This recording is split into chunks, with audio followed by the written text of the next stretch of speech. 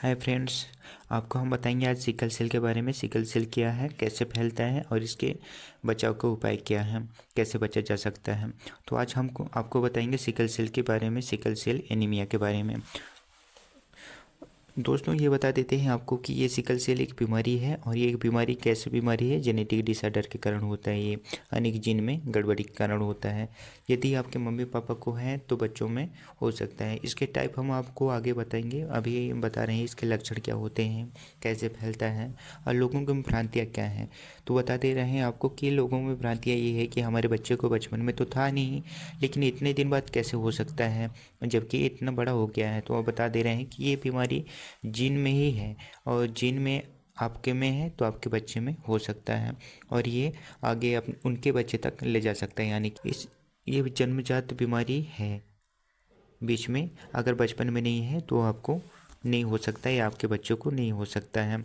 और कुछ लोगों का भ्रांति है कि ये एक स्पेशल धर्म में होता होगा, स्पेशल जाति में होता होगा, लेकिन ऐसा नहीं है।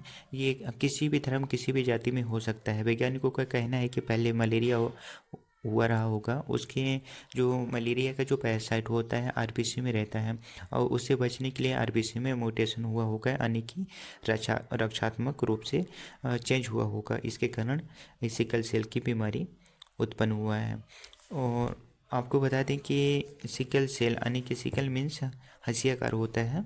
ये इंग्लिश वर्ड होता है। इसका हिंदी देखा जाए तो हंसी होता है। हंसिया मान लो कि एक तरफ से अर्धचंद्राकार टाइप का होता है और आरबीसी का साइज जो होता है बाइकन का होता है और बीच में दबा हुआ रहता है और किनारे में उठा हुआ रहता है।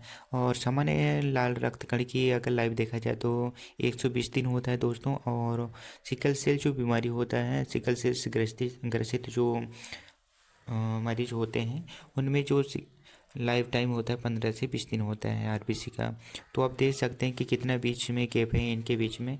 और तो हो सकता है प्रॉब्लम भी जल्दी जल्दी क्रिएट होता है इनमें, जैसे कि हाथों पैर में दर्द होना, जोड़ों में दर्द होना। इसका जो मेन लक्षण है आपको बता दे रहे हैं कि ये बीमारी रक्तकण के हंसियाकार होने के कारण होता है। और कभी बुखार, कभी सर्दी, कभी पेट में दर्द, कभी जोड़ों में दर्द, कभी गठानों में दर्द, यानी कि हाथ पैर जहाँ से मुड़ता है वहाँ दर्द, कभी सूजन, ये आपको देखने के लिए मिलेंगे।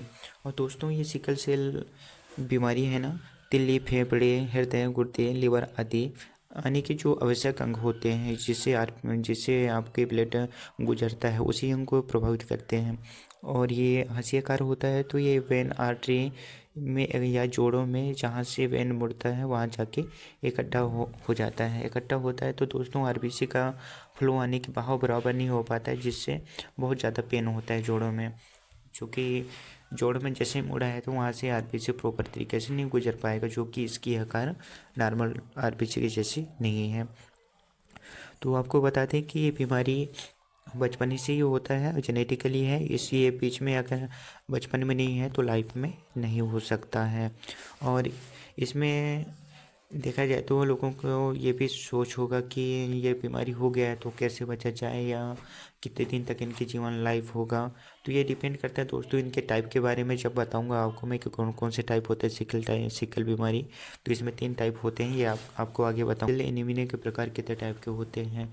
और सवाल तो होता है कि कौन सा, अगर आप जागरूक हैं और तो आपके मन में ज़रूर सवाल होता होगा कि सिकल सेल है तो कौन सा टाइप का है। अगर आपको टाइप के बारे में नहीं पता है तो हम आपको बता रहे हैं। तो दोस्तों सिकल सेल होता है 3 टाइप के होते हैं। सिकल वाहक जिसको इंग्लिश में एस बोलते हैं, और सिकल रोगी एस यानी डबल एस होता है, और तीसरा होता है सिकल बीटा थैलेसीमिया। तो पहले सिकल सेल इसके बारे में बताएंगे। तो कोई लक्षण नहीं होता है, इसमें इलाज की ज़रूरत नहीं होता है। यानी कि कुछ जो एचपी होता है, हीमोग्लोबिन नॉर्मल रहेंगे, आरबीसी के साइज नॉर्मल रहेंगे, और कुछ आरबीसी के साइज है जो हंसियाकार होगा, लेकिन आपको पता नहीं चलेगा कि हम सिकल सेल से ग्रसित हैं।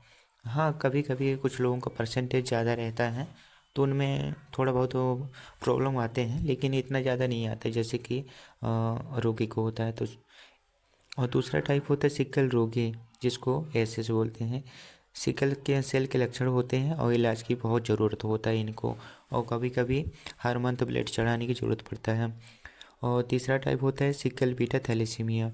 सिकल व बीटा थैलेसीमिया के लक्षण होता है और इलाज की भी ज़रूरत होता है। अभी तक दोस्तों हमने देखा कि सिकल क्या है, सिकल के टाइप कितने होते हैं, उनके लक्षण क्या होते हैं। आइए जानते हैं सिकल कुंडली क्या होता है।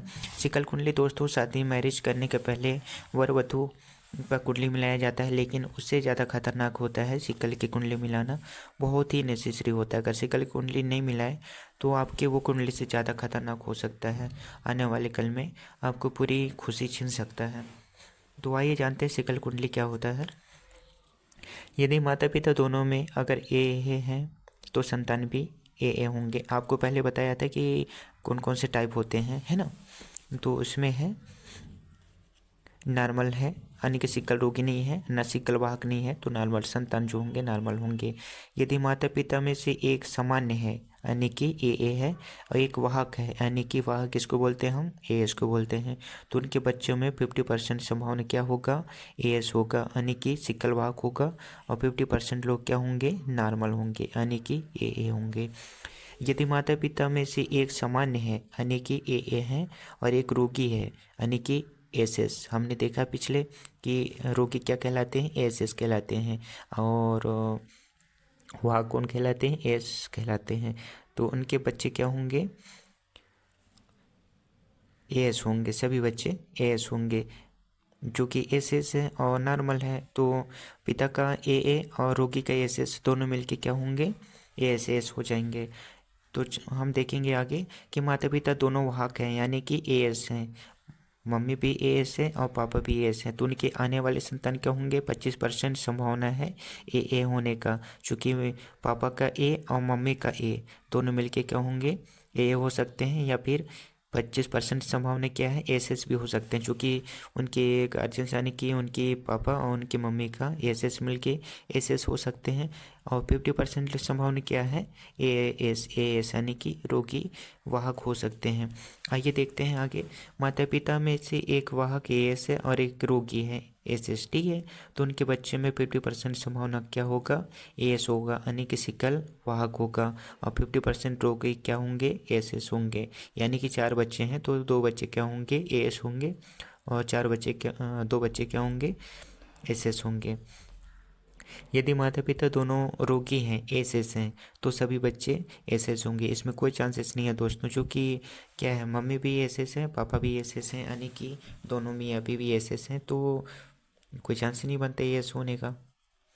तो शादी के पहले परीक्षण करना बहुत ज़रूरी है, ताकि आप के माध्यम से आप जागरूक होंगे और दो लोगों को जागरूक करेंगे, जिससे सिकल सेल की बीमारी को जड़ से ख़त्म किया जा सकता है। लेकिन अभियान चल रहे हैं दोस्तों, ये अभियान चलाने से कुछ नहीं होता है। जागरूक जब तक आप नहीं होंगे तब तक कुछ नहीं हो सकता है। तो सबको जागरूक करना है, जागरूक होना है और लोगों को बताना है इसके बारे में। आप ज़्यादा से ज़्यादा शेयर करें और सिकल सेल के बारे में लोगों को बताएं। भ्रांतियाँ जो गलत अफवाह फैलता है उससे रोकें और जागरूक हो। इसमें कोई शर्माने की बात नहीं है दोस्तों। अगर आपको रोगी हैं तो आप बताएं कि हम सिकल रोगी हैं, चूँकि आने वाले कल में आपकी एक शर्मिंदगी, आपकी एक नन्हा बच्चा जो आने वाले कल में आएगा, उसके लाइफ के साथ आपने खिलवाड़ करेगा या खुद के साथ आप धोखा करेंगे। तो इससे बेहतर है कि आप जागरूक हों और लोगों को बताएं। और मैं सनावल सिंह परस्ते लेता हूँ अब विदा आपसे। नर्मदे हार।